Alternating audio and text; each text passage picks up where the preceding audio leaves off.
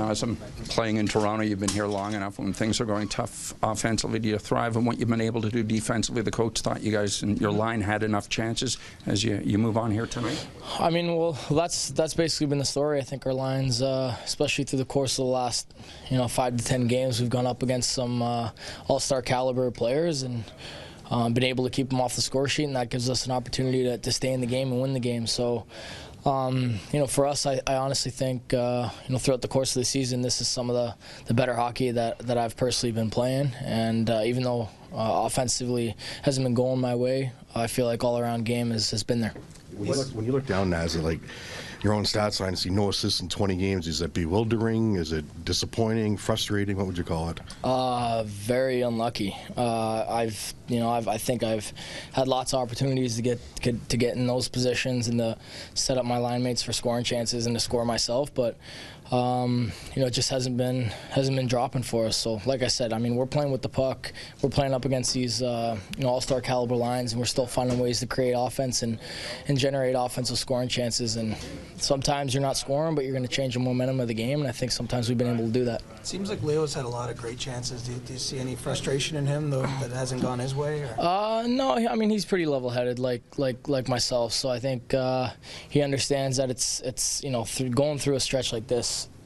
Luck has to be involved. It's this is something that's doesn't happen every year, and it's very like I said, unlucky. And at the start of the year, you find yourself getting some puck luck, and it all comes back in the end. So we just got to stay patient and continue what we've been doing.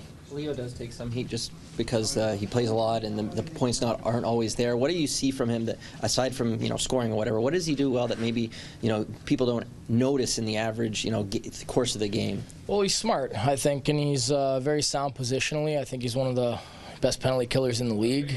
He's got a great stick. He's played a lot of PK minutes for us and killed off a lot of penalties that we needed to kill off to give ourselves an opportunity to win. So for Leo, I mean, he's not super flashy, but he's going to get in. He's going to get the puck in. He's a great forechecker.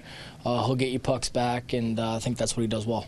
Are those little meetings that you have on the bench sometimes any more heated during a dry spell, or less heated even? No, it's all the same. It don't matter if you're scoring or not. So that's a good thing with me and Leo. We read off each other well, and I think we hold ourselves to a high standard, and communication's key between line mates, and I think that's important. Did you ever cross paths with Lindros, being a London guy or anything? Yeah, I've met him several times, and he's unbelievable guy. Got lots to say about him. Great mentor, great professional, great role model, just all around very genuine and generous guy. So I enjoyed meeting him, and I think everyone else did too.